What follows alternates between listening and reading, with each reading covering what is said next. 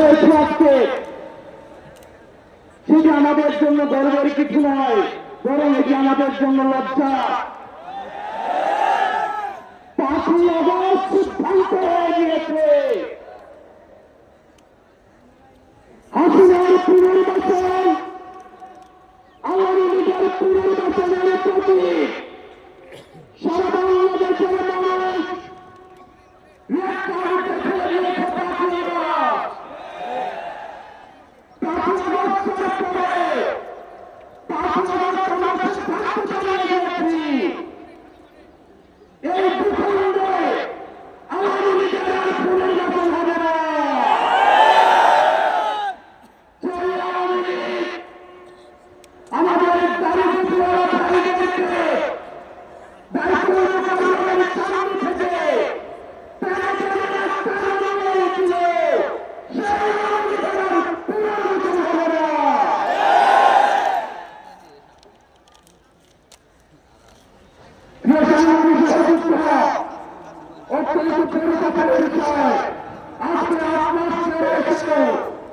আমাদের দেশের অনেক রাজনৈতিক দল, অনেক রাজনীতিবিদ আমাদেরকে বারবার করে মনে করিয়ে দেয় আওয়ামী লীগ নাকি রাজনৈতিক দল, এবং এই রাজনৈতিক দল নিয়ে সিদ্ধান্ত আসার একটি নাকি তাদের কারণ নেই।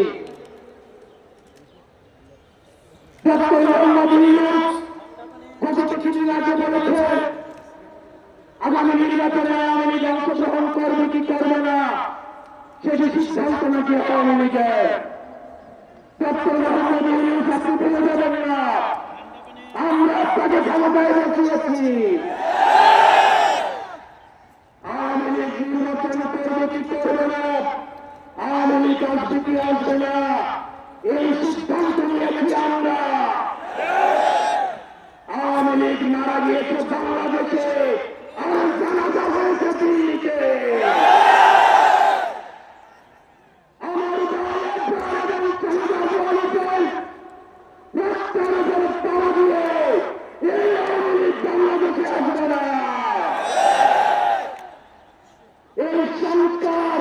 আমাদের দেশের সবচেয়ে বড় সংস্কার আওয়ামী লীগকে নিষিদ্ধ করতে হবে।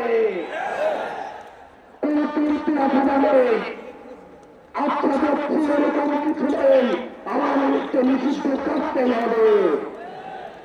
আপনারা ভুলে গেলে চলবে না, আওয়ামী লীগ কোন রাজনৈতিক দল নয়।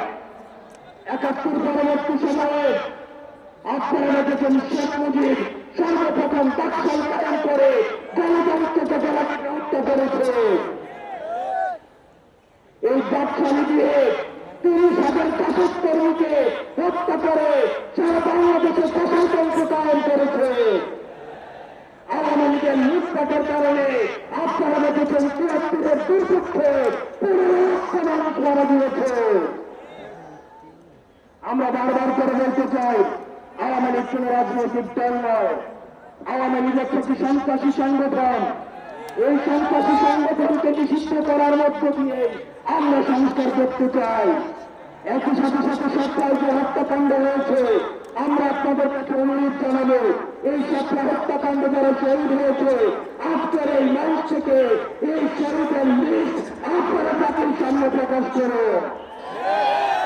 একই সাথে সাথে এই শাসনের অপত্যন্ত প্রয়োজন হলে আমাদের শেষ রক্তবিন্দু দিয়ে এই তরুণ প্রজন্ম আমরা হাসিনার শাসন নিশ্চিত করা পর্যন্ত আমরা আন্দোলন চালিয়ে যাব।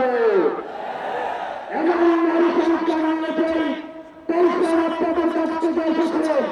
আমরা চাই ডক্টর মোহাম্মদ ইউনূস এই সংস্কারগুলিকে আপনি অতি সত্তর অভ্যাস করবেন এবং অপ্রয়োজনীয় যে সংস্কারগুলি রয়েছে সেটিকে পাশ কাটিয়ে প্রয়োজনীয় যে সংস্কারগুলি রয়েছে সেটির মধ্য দিয়ে নারীদের অধিকার নিশ্চিত হয়, সেটির মধ্য দিয়ে নারীদের সম্মান নিশ্চিত হয় এবং আমাদের দেশের ধর্মীয় এবং কালচারাল সাংস্কৃতিক যে সম্মান অক্ষুণ্ণ থাকে সেই অধিকারগুলি সেই সংস্কারগুলিতে আপনাকে ফিরে যাওয়ার জন্য আহ্বান জানাচ্ছি।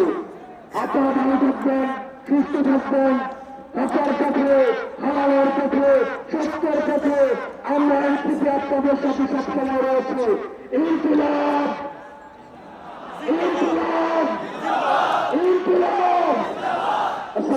আলাইকুম রহমতুল্লাহ।